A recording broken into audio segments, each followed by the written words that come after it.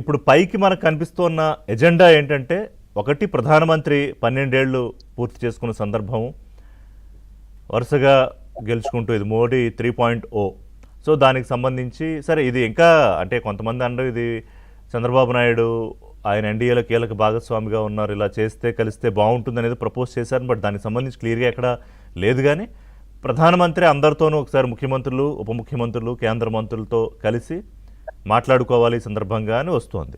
So but దీని వెనకాల ఉన్న పొలిటికల్ ఎజెండా ఏమై ఉంటుందని మీరు అనుకుంటున్నారు? రాజకీయము ఇది నిరంతర పోరాటం.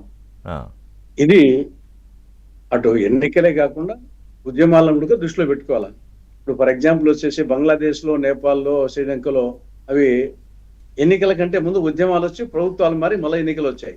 అవును. కాబట్టి రాజకీయ పార్టీలు నిరంతరము అప్రమత్తంగా ఉండాల్సిందే. నిరంతర పోరాటం ఇది. అది బీజేపీకైనా కావచ్చు, బీజేపీకి రోడ్ మ్యాప్ కావాల్సిందే, కాంగ్రెస్ కు కావాల్సిందే, మిగతా పార్టీలకు కావాల్సిందే. దట్టు మంది పెద్ద దేశం, 4 అమెరికాలతో సమానం, 147 కోట్ల జనాభా, 28 రాష్ట్రాలు, 8 కేంద్రపాలిత ప్రాంతాలు, తరచుగా ఎక్కడో చోట ఎన్నికలు, ఉప ఎన్నికలు జరుగుతుంటాయి, అసెంబ్లీలో, పార్లమెంటో. మనం నిరంతరము అప్రమత్తంగా ఉండాల్సిందే. అది నాట్ ఓన్లీ బీజేపీ, అన్ని పార్టీలు కూడా, మా పార్టీ కూడా. నాకు తెలిసి 2029 ఎందుకు 2027లోనే ప్రధానంగా యూపీ ఎన్నికలు జరగబోతున్నాయి. యూపీ, గుజరాత్, ఉత్తరాంచల్, పంజాబ్. కాబట్టి దానికి రోడ్ మ్యాప్ అవసరమే. 2028లో తెలంగాణ, కర్ణాటక, దానికి రోడ్ మ్యాప్ అవసరమే. ఇంకా 2029కి పార్లమెంటు, అసెంబ్లీ, దానికి రోడ్ మ్యాప్ అవసరమే. తర్వాత ఒక్కొక్క రాష్ట్రానికి అన్నిటికీ యూనిఫామ్ గా రోడ్ మ్యాప్ పనిచేయదు. ఒక్కొక్క రాష్ట్రంలో ఒక్కొక్క రోడ్ మ్యాప్ అవసరం ఉంటుంది.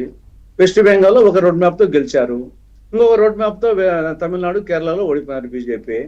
అదే విధంగా వచ్చేసి ఒక రోడ్ మ్యాప్ తో కాంగ్రెస్ కేరళలో గెలిచింది, మిగతా రోడ్ మ్యాప్లతో గెలవలేదు. వెస్ట్ బెంగాల్లో ఒక సీటు కూడా రాలేదు. కాబట్టి ఇది నిరంతరమైన పోరాటమే. నీ పార్టీలు వేస్తా ఉంటాయి రోడ్ మ్యాప్లు. కాబట్టి ఆ నేపథ్యంలో చేస్తున్నారు. కానీ ఎన్ని చేసినా ప్రధానమైనది మార్పు అనేది, అది అన్నిటికంటే ఎక్కువ రోల్ ప్లే చేస్తుంది. మనం చేసే కృషి తక్కువ కాకపోయినప్పటికీ మార్పు అనేది మానవ సహజం. ఒక స్వీట్ ఉంటుంది, ఫస్ట్ స్వీట్ బాగా స్వీట్ గా ఉంటుంది లడ్డు. రెండవది ఆ లడ్డూలో స్వీట్నెస్ ఏం తగ్గలే, కానీ మన నోటికాడికి వచ్చేకల్లా దానికి కొంచెం తగ్గినట్టు అనిపిస్తుంది. ఇంకా మూడో స్వీట్ వచ్చేకల్లా మారు సమానంగా తినకుండా పక్కన పకోడీ కానీ కూడా తిన్నాము అనిపిస్తుంది. ఇది మానవ సహజం.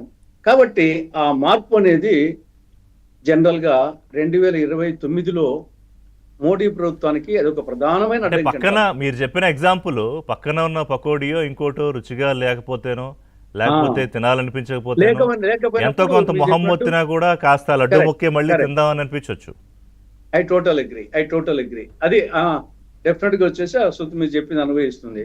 అందుకోసం వచ్చేసి ఆ పక్క పకోడీలో కారం ఉండేట్టుగా యూపీఏ కానీ, కాంగ్రెస్ కానీ, ఎన్డీఏ కానీ మేము పనిచేయాలా, ఈ పక్క మేము దానికోసం ప్రయత్నం చేస్తుంటాం. వీళ్ళు వచ్చేసి మేము లేకుండా ఉండే దానికోసం, వీళ్ళు పకోడీ లేకుండా దానికోసం ప్రయత్నాలు చేస్తూ ఉంటారు. ఇది కొంచెం లడ్డు కాకుండా వేరేది ఏమైనా మారుస్తామని చెప్పి ప్రయత్నాలు చేస్తారు. ఇవన్నీ నిరంతర పోరాటం. కానీ ఎన్ని చేసినా ఇది ఈ మార్పుకు కొన్ని పరిస్థితులు ఓసారి అనుకూలిస్తాయి. ప్రస్తుతం నేను అనుకోవడం వచ్చేసి మోడీ ప్రభుత్వానికి ప్రధానమైన ప్రతిఘటన 4 సెక్షన్స్ నుండి: 1 రైతులు, 2 యువత, 3 మహిళలు, 4 విద్యార్థులు. ఇవి ప్రధానమైన సెక్షన్స్. రైతులు వచ్చేసి మన వ్యవసాయ ప్రధానమైన రాష్ట్రము. 70% ప్రత్యక్షంగానో పరోక్షంగానో వ్యవసాయం మీద ఆధారపడే జీవించే దేశము.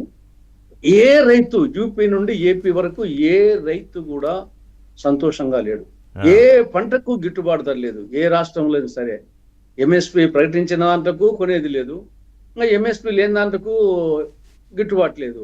వ్యవసాయం గిట్టుబాటు కాక రైతుల్లో తీవ్రమైన అసంతృప్తి ఉంది. That is number 1. రెండవది యువత ప్రధానంగా వచ్చేసి వాళ్ళు ఫాస్ట్ గా చేంజ్ కోరుకుంటారు, ఫాస్ట్ గా రిజల్ట్ కోరుకుంటారు. కాబట్టి నిరుద్యోగ శాతము రోజు రోజుకు పెరుగుతా ఉంది.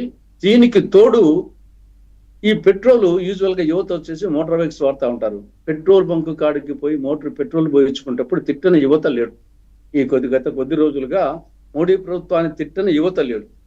ఇక మహిళలు వచ్చేసి ఈ లోపల వంట గ్యాస్ ధర, మిగతా నిత్యావసర వస్తువుల ధర విపరీతంగా ఈ వారం 10 రోజుల్లోనే ఈవెన్ మా ఇంట్లో మా లేడీస్ వచ్చేసి వారం రోజులకి ఇప్పటికీ వచ్చేసి ఎంత పెరిగినాయి అంటున్నారు. కాబట్టి ప్రతి ఇంట్లో వచ్చేసి మహిళలు ధరల ప్రభావం అందరి మీద పడతా ఉంది. ఇంకా నీట్ లాంటి ఎగ్జామ్స్ ప్రభావం విద్యార్థుల మీద, ఇంకా మిగతా అనేక అంశాలు ఉన్నాయి. ఈ 4, 1 రైతులు, 2 యువత, 3 మహిళలు, 4 విద్యార్థులు, ఈ మేజర్ సెక్షన్స్. కాబట్టి మరి ఎలా దీన్ని ఓవర్ రైడ్ చేస్తుందో చూడాలి. ఎలా చేస్తారంటే ప్రభాకర్ గారు, ఇప్పుడు నీట్ ఎగ్జామ్ గురించి తులసిరెడ్డి గారు చెప్పారు. వచ్చే జూన్ 21 నిర్వహించే NEET exam July or June ఒక సబ్జెక్ట్ జూన్ 21 జూన్ 21 కదా. దాన్ని ప్రధానమంత్రి నేరుగా మానిటర్ చేస్తారు,